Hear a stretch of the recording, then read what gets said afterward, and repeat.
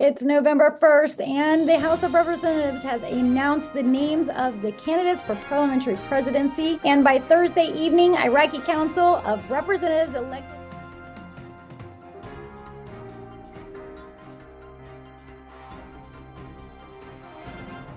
Hello, everyone. Welcome back to the Newsroom. I'm Chella Smith with your Middle East to U.S. entertainment news here on YouTube. I air on Fridays, and I bring you the latest on reforms and economics in Iraq based on reports put out by the Middle East news media outlets. I do this weekly review, and it's based off my interest. Thank you, everyone, for joining me. Last week, we talked about the SWIFT system, the BRICS nations, the CBI, key goals in Iraq, custom agreements, tax, and lower inflation rates. Let's take a look at this week's headlines. Today, Prime Minister Mohammed Shia al-Sudani has arrived in Turkey to meet the Turkish President Erdogan in an unannounced visit by the Prime Minister's office.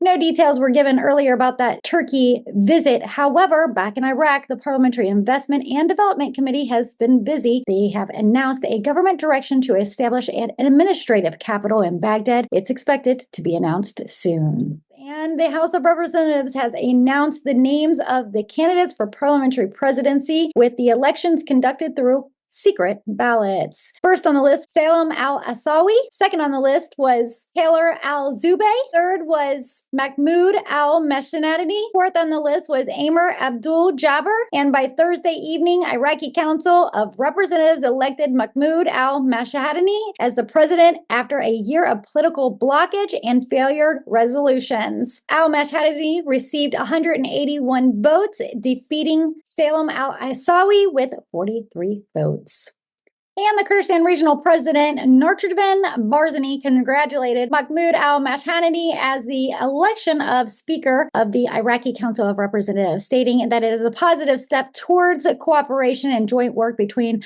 political forces. Barzani hopes the election will strengthen national solidarity and promote legislative processes. And later, the Turkish Minister of Transport and Infrastructure, Abdülkadir Öğütlü, confirms that the design of Development Road has been completed by 90%, with the project aiming to link Gulf countries to Europe. The ministerial meeting of Iraq, Turkey, and the UAE and Qatar involved the participation of 4 countries, with the presence in Iraq being valuable. The projects will have a significant economic benefit for Iraq and the region. The Ministerial Council was established to manage the work of the Development Road project and promote joint cooperations. According to Baghdad Today, Iranian government spokeswoman Fatima Madrini praises Israel's attacks on Iran, stating it caused limited losses, and praises the country's defense capabilities. Israeli army spokesman stated that the army is attacking military targets in response to ongoing attacks by Iran against Israel. Media reported large numbers of warplanes and refueling aircrafts in Israel's skies. For now, Iraq seems to be staying out of the chaos.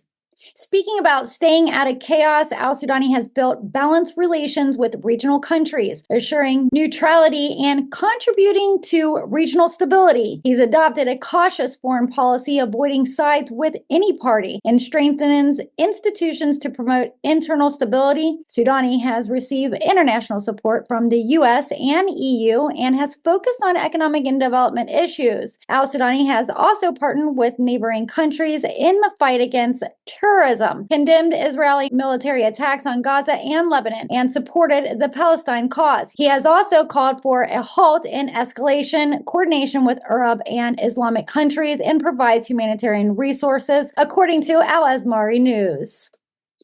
Sudan's Prime Minister Mohammed Shia al-Sudani has instructed ministries and governorates to accept offers and bids in the euro currency, equivalent to the US dollar, in accordance with Council of Ministries' decision and instructions from the Central Bank of Iraq regarding the US dollar currency. The Secretary General and Council of Ministers, Hamid al-Ghazi, stated this in a letter to state institutions.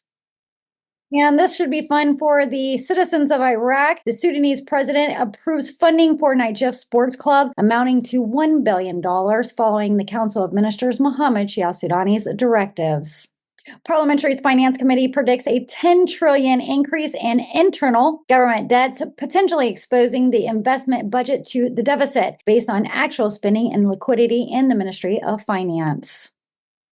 The Iraqi Ministry of Oil confirms that gas investment projects with French companies Total is progressing within the specific time frame. The project includes the development of Artawi fields, gas investment in 5 oil fields, seawater projects, solar electricity, energy projects. The meeting also discussed mechanisms for starting drilling operations and participation of the Iraqi workers in this project. And according to reports, Iraq's decision not to join BRICS group is due to the rentier economy and dependence on oil as primary income source. Economic researcher Safwan Qusay confirms that Iraq's economy is a dollar economy with reserves exceeding $108 billion in U.S. Federal Reserves and 145 tons of gold. He stated that Iraq is not considering transforming into the BRICS economy because it seeks to enhance confidence in local currencies for trading between its countries. Qusay also notes that Iraq is currently working on enhancing the value of the Iraqi dinar and making it stable value, allowing direct dealings between Iraq and BRICS countries through the exchange of local currencies. The BRICS group aims to reduce cost and mutual investments and trade transactions and create a financial system away from the SWIFT system. Iraq is currently in compliance with the SWIFT's international financial transfer system and developing standards to combat money laundering and study risk levels internationally through international correspondent banks. Politically, interests hinder the BRICS group as it's built on political interests more than economic interests between countries. The shift from political orientation to financial and economic orientation and the need for confidence in global currencies is increased global trade and financial stability hinders the group's progress. Oil expert Bilal Khalifa confirms that BRICS group was launched under abnormal circumstances with Ukraine war, Gaza and Lebanon war, and internal war in Sudan becomes the common factor. Khalifa attributed the escalation of war and conflicts between the two parties to lack of interest and awareness in the group, as well as unjustified fear of unstable regime from America's military, according to Walter at S4D.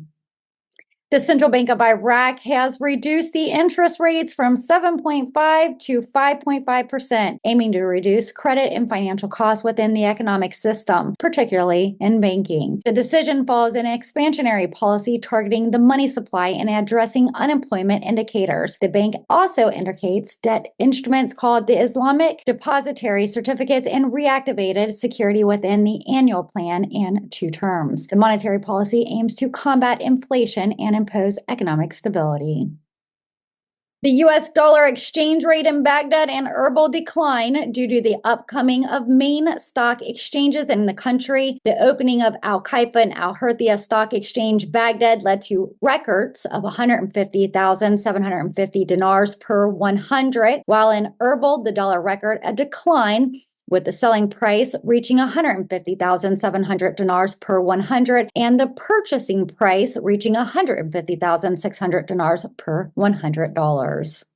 And lastly, Iraq's Parliamentary Finance Committee Chairman Antoine Al-Atwani met with the Tunisian finance minister to discuss cooperation and joint coordination in the development of financial, monetary, and economic systems. Al-Atwani emphasizes the importance of Tunisia's experience in managing financial and monetary wealth and its steps towards sustainable development. The meeting also discussed challenges in the financial and monetary sector. And you've been watching Newsroom Weekly Review. I'm Chella Smith with your Middle East U.S. entertainment news on reforms and economics of Iraq. I bring you the latest Dinar news without having to keep up with all the different outlets. I'm here on YouTube every Friday, so don't forget to subscribe and turn those notification bells on. If you like my content, give me a thumbs up. If you really like my content, you can always seed a super chat or a super thanks in the comment section below. Well, election day is right around the corner in the United States. It's important that we get out and make a difference by voting to ensure our voices are heard. Early voting is convenient. However, same-day voting is just as important and effective. I wanted to have some fun with our Newsroom family and friends by doing a Newsroom election pre-vote. Drop your votes below. A 1 for the Republican Party and a 7 for the Democrat Party. Remember, this vote is just for fun in our Newsroom. Again, thank you for being a subscriber and thank you for visiting Newsroom Chella Smith for your trusted news. I'll see you guys next week. Take care. Make sure you join us Fridays, 4 p.m. with Newsroom Updates with Chella Smith Entertainment News.